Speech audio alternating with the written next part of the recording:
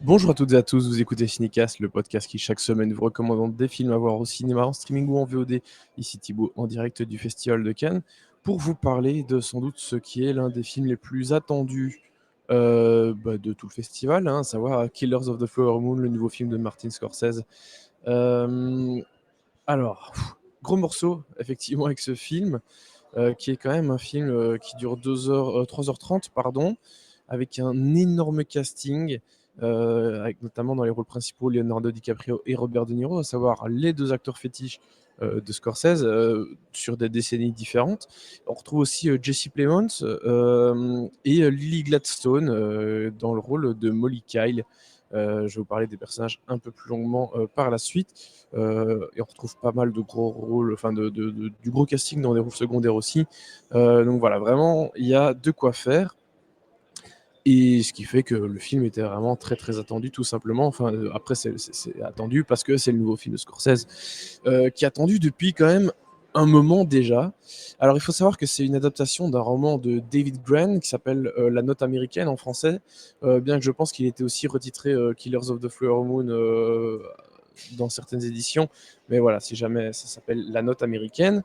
Roman de David Grann qui parle en gros du début du XXe siècle, où le peuple Osage, donc un peuple indien, est devenu hyper riche parce qu'il y avait du pétrole sur ces terres.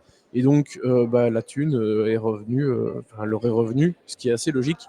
Mais évidemment, c'est pas les blancs, ils sont pas très contents que toute la thune aille dans la poche des Indiens, et donc ils essaient d'en avoir le plus possible, et pas souvent de façon très légale.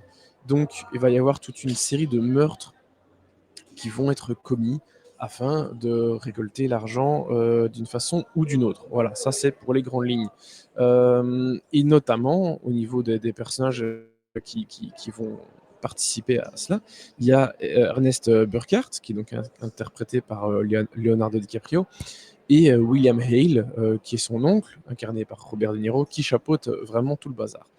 Alors, on va écouter, avant de rentrer plus encore dans les détails, on écoute et on regarde un extrait de la bande-annonce.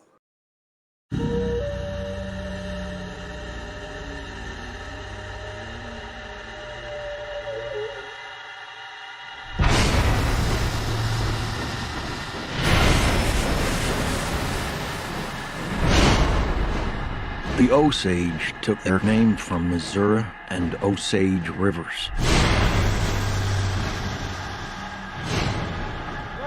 Niukanska, children of the Middle Waters.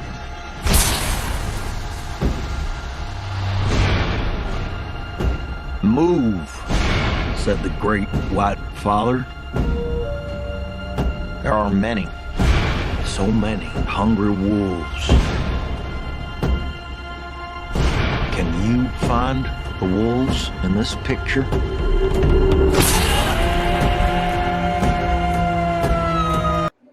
Voilà pour l'extrait. Alors, je vais commencer par vous parler du roman un tout petit peu, parce que je l'ai lu, ce qui est bien avant de voir ce film. Et il y a une différence majeure, c'est-à-dire que normalement dans le bouquin, en fait, tout est raconté du point de vue d'un agent du FBI qui va s'intéresser à l'affaire et qui raconte donc toute cette affaire. Cet agent du FBI, il est incarné dans le film par Jesse Plemons. Or, ce personnage n'arrive qu'à partir de 2 heures de film, plus ou moins, sur les 3h30.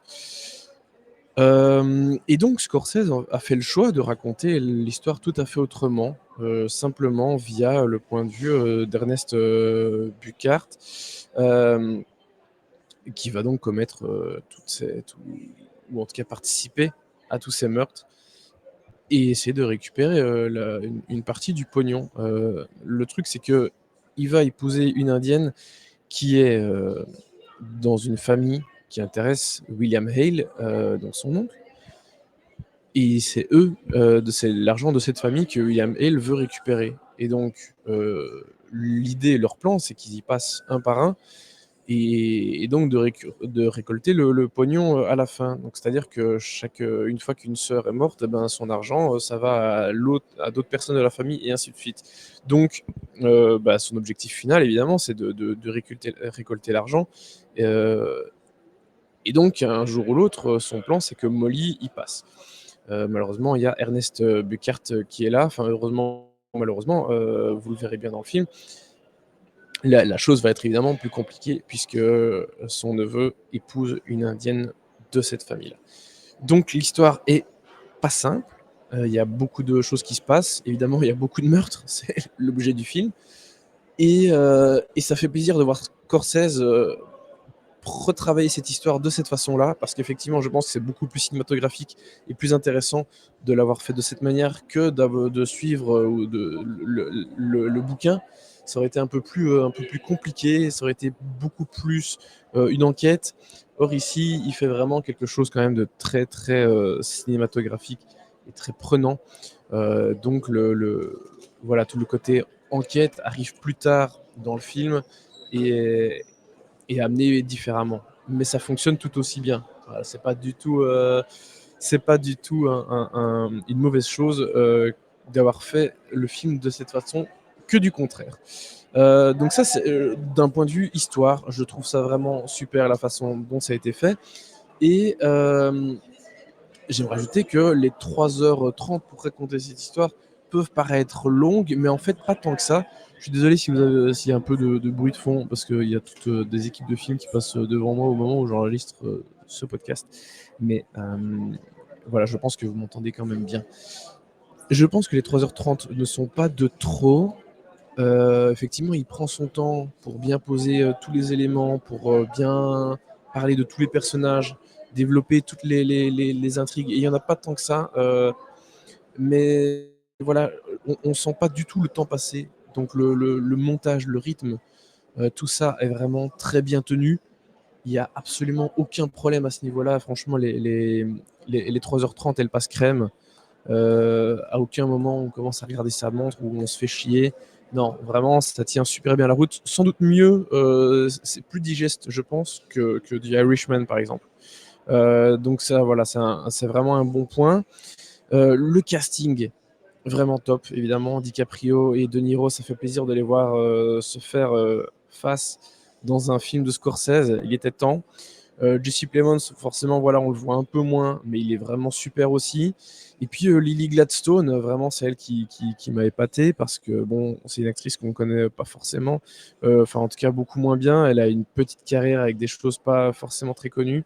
Et ici, bah, ou en tout cas avec des rôles de série, enfin voilà, elle a joué dans First Cow, mais c'est un petit rôle. Euh, donc ici, vraiment, ça va être un peu la révélation et elle est vraiment incroyable dans le film. Donc c'est super qu'elle décroche un rôle comme, enfin dans un film comme Killers of the Flower Moon à ce stade-ci de sa carrière. Vraiment, ça va lui faire un beau tremplin. Euh, que dire d'autre? Je sais pas, il y a tellement de choses en fait. Je pourrais vous parler de la photo qui est absolument magnifique. La photo de Rodrigo Prieto, qui a bossé déjà avec Scorsese depuis quelques films. La musique de Robbie Robertson, vraiment très très bonne aussi. Bref, honnêtement, j'avais peur d'être déçu parce que j'avais beaucoup aimé le roman. Je trouve que vraiment ce que David Grann avait fait, c'était vraiment du très très solide.